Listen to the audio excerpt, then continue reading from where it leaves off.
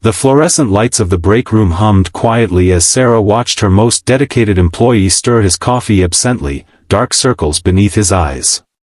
Mark Thompson had been staring at the same spreadsheet for hours, his wedding ring still glinting on his finger 3 years after his wife's passing. It wasn't her place to ask. It crossed professional boundaries.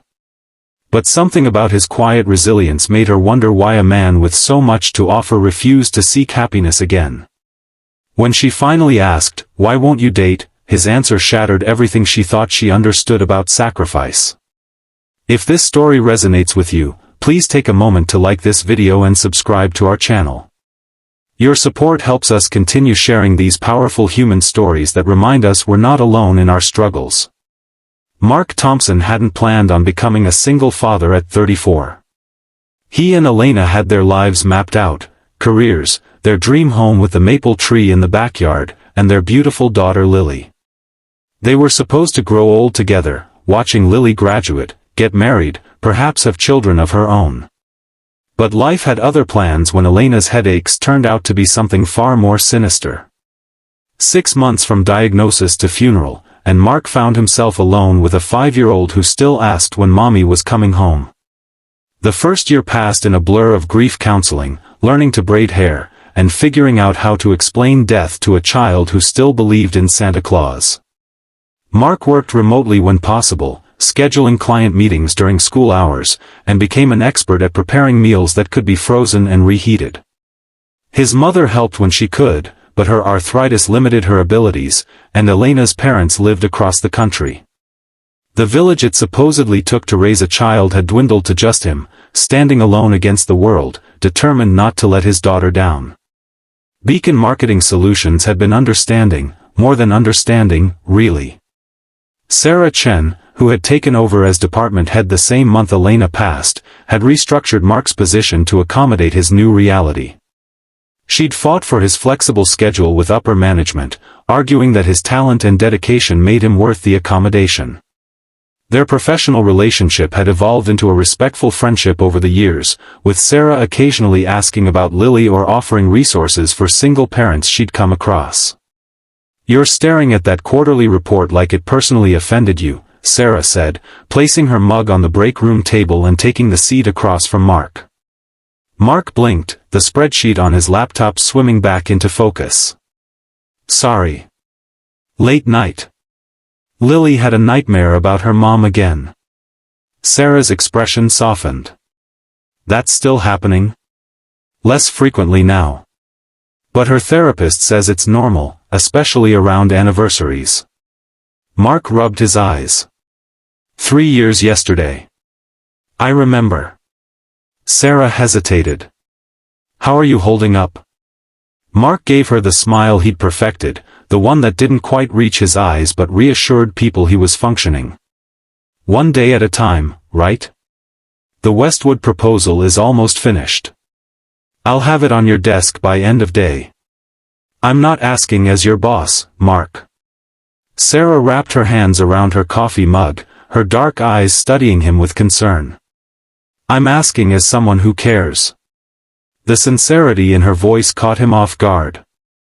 Most people had stopped asking how he was doing months after the funeral, assuming time had healed what couldn't possibly be healed. "I'm managing. Lily's doing well in school. She made the honor roll last semester." "That's wonderful. She's lucky to have you." Sarah paused, seeming to debate something internally. "Mark, can I ask you something personal?" He tensed slightly but nodded. "It's been 3 years. I've never seen you mention dating, or even taking an evening for yourself. Have you thought about moving forward in that part of your life?" Mark's expression closed off immediately.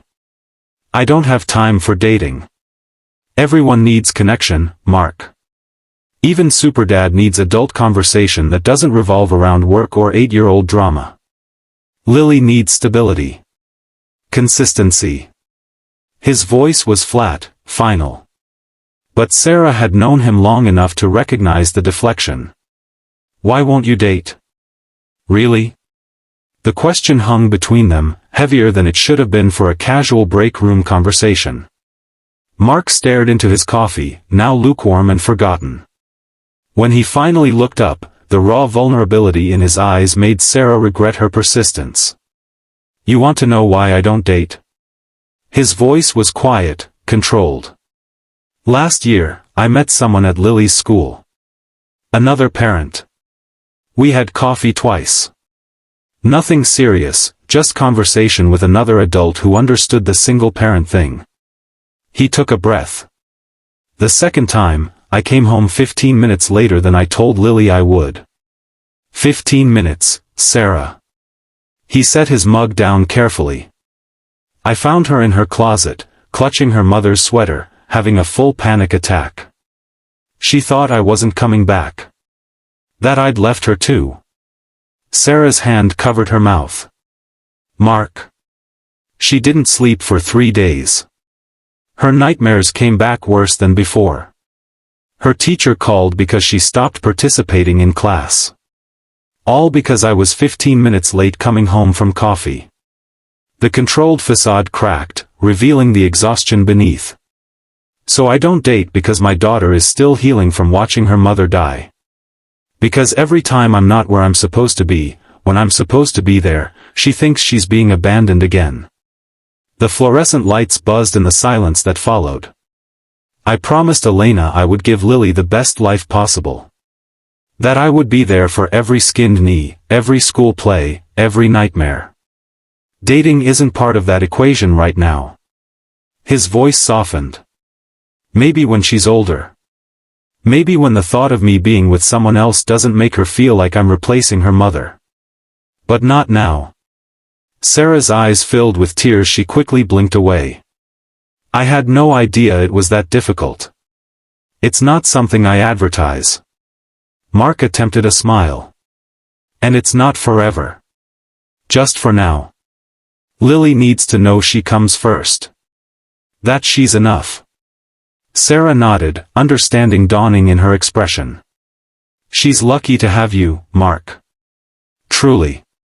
The conversation shifted to safer territory, the Westwood proposal, the upcoming company picnic, whether the break room coffee would ever improve, but something had changed between them. A new understanding, a glimpse behind the carefully constructed walls both maintained in the workplace. That evening, when Mark picked up Lily from her after-school program, he watched her run toward him, pigtails bouncing and gap-toothed smile wide. For a moment, he saw Elena in the curve of her cheek, the spark in her eyes. The weight of his earlier conversation with Sarah settled on his shoulders, not heavier but somehow more balanced, as if having spoken the truth aloud had redistributed the burden. "Daddy. I got a gold star in math today," Lily announced, thrusting a worksheet toward him. "That's amazing, Lilipad." He knelt down to her level, examining the paper with exaggerated interest. "How about ice cream to celebrate?" Her eyes widened. "On a Wednesday? Special occasions call for special treats." As they walked hand in hand to the ice cream shop 3 blocks from school, Lily chattering about her day, Mark reflected on his conversation with Sarah. He had spoken only the truth. Lily came first, always. But he hadn't mentioned the other reasons, the ones that lived in the quiet hours after Lily was asleep, the fear that loving someone new meant betraying Elena's memory, the terror of opening himself to potential loss again, the uncertainty of whether he even remembered how to be anything other than a father and employee. The ice cream shop was nearly empty on the cool Wednesday afternoon. They sat at their usual table by the window, Lily with her strawberry cone and Mark with a small cup of vanilla. "Daddy?" Lily asked, ice cream already smeared around her mouth despite her careful licking. "Can I ask you something?" "Always." She swirled her tongue around the cone thoughtfully. "Emma's daddy has a girlfriend now. They're going to Disney World together." Mark's spoon paused halfway to his mouth. "That's nice. Do you ever want a girlfriend?" The question knocked the air from his lungs.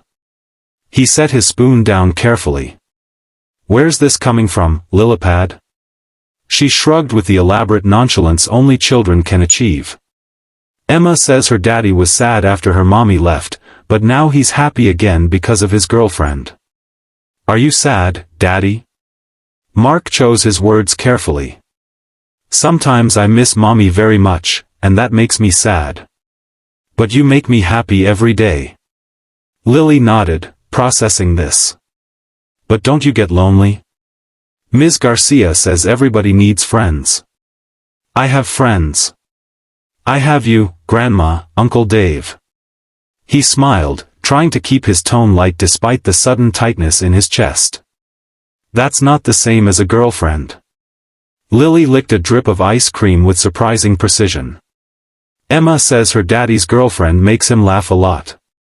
Mark studied his daughter's face, searching for signs of distress or anxiety, but found only genuine curiosity. Would it bother you if I had a friend who was a lady? Lily considered this question with the gravity of a Supreme Court justice. Would she be nice to me? If she wasn't, she wouldn't be my friend for very long.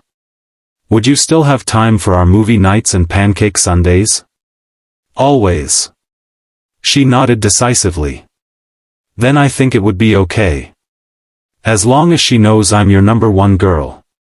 Mark felt something shift in his chest, a door opening just a crack after being sealed shut for years. You will always be my number one girl, Lilipad. No matter what. Good. She returned to her ice cream, subject apparently settled to her satisfaction. That night, after tucking Lily in with her favorite stuffed elephant and the nightlight that projected stars across her ceiling, Mark sat alone in the living room. The house was quiet except for the hum of the refrigerator and the occasional creaking of the old hardwood floors. He pulled out his phone and found himself scrolling to Sarah's contact information. The cursor blinked in the empty message field. What could he possibly say? Thank you for making me confront something I've been avoiding. Sorry for the emotional oversharing in the break room. He was her employee, regardless of their friendly rapport. Instead, he opened his laptop and returned to the Westwood proposal. Work was safe. Work made sense. Work didn't ask uncomfortable questions or make him face the emptiness of his king-sized bed. The next morning, Sarah stopped by his desk with 2 cups of coffee, real coffee from the cafe down the street, not the break room sludge. Peace offering, she said, setting 1 cup beside his keyboard. For overstepping yesterday. Mark accepted the coffee with a grateful nod. You didn't overstep. You asked a reasonable question. Still. She hesitated. I want you to know I admire what you're doing for Lily. Not everyone would put their child's needs so completely before their own. It's what any parent would do. Sarah's laugh held a note of sadness. If only that were true. She started to walk away, then turned back. The company picnic this weekend, are you and Lily coming? There's going to be a face painter this year. We'll be there. Lily's already planning which superhero she wants on her face. Sarah smiled. Good. I've been meaning to tell you there's a new position opening up, Senior Creative Director. More money, still flexible hours. I think you should apply. Mark blinked in surprise. That's 2 levels up from where I am now. And you're more than qualified. Her expression turned serious. You've done incredible work while dealing with more than anyone should have to. Imagine what you could accomplish with a few more resources at your disposal. As she walked away, Mark stared after her, something warm unfurling in his chest, not attraction, exactly, but recognition. Understanding. For the first time in 3 years, someone had seen him, really seen him, not just as a widower or a single dad, but as a person with value beyond his responsibilities. The company picnic fell on an unusually warm spring day. Lily insisted on wearing her new purple sundress, her hair in the elaborate braided crown Mark had spent 40 minutes perfecting with the help of a YouTube tutorial. The park was filled with the sounds of children playing, colleagues chatting, and the occasional announcement from the event organizers about upcoming activities. Daddy, can I go get my face painted now? Lily bounced on her toes, pointing toward the tent where a line of children waited. Let's get you signed up. But remember, it might take a while. As they approached the face painting station, Mark spotted Sarah chatting with some executives near the food tent. She wore a simple blue dress instead of her usual office attire, her dark hair loose around her shoulders. She caught his eye and waved, excusing herself from her conversation. "You made it," she said, approaching them. "And you must be the famous Lily. Your dad talks about you all the time." Lily studied Sarah with undisguised curiosity. "Your daddy's boss." "That's right. I'm Sarah." She crouched down to Lily's level. "That's a beautiful dress." "Thank you. Daddy did my hair." Lily reached up to touch her braided crown proudly. Sarah's eyebrows rose as she looked at Mark. "Impressive work, Thompson. Hidden talents." "YouTube tutorials are a single dad's best friend," he admitted with a small smile. "I'm getting a butterfly on my face," Lily announced.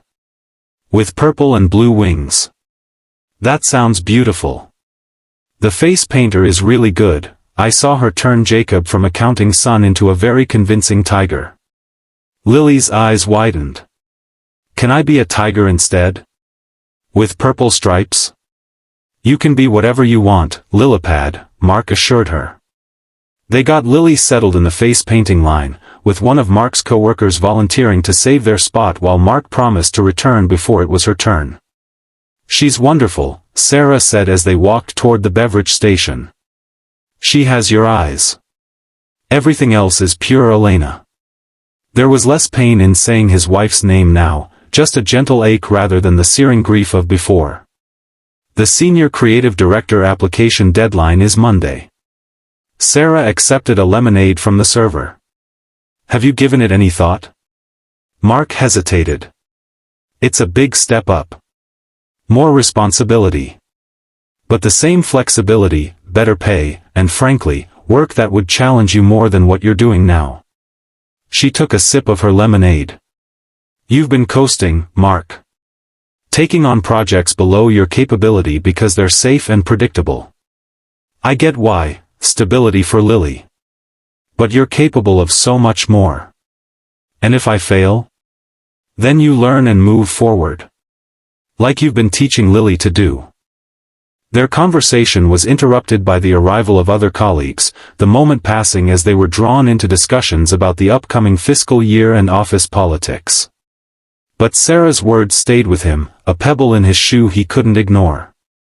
When Lily emerged from the face painting tent with elaborate purple tiger stripes across her cheeks and forehead, her smile was so wide it seemed to split her face in two. "Daddy! Look! I'm a purple tiger!" She roared enthusiastically, curling her fingers into claws. "The fiercest purple tiger I've ever seen," he agreed, snapping a photo with his phone. "Ms. Sarah. Do you like my face?"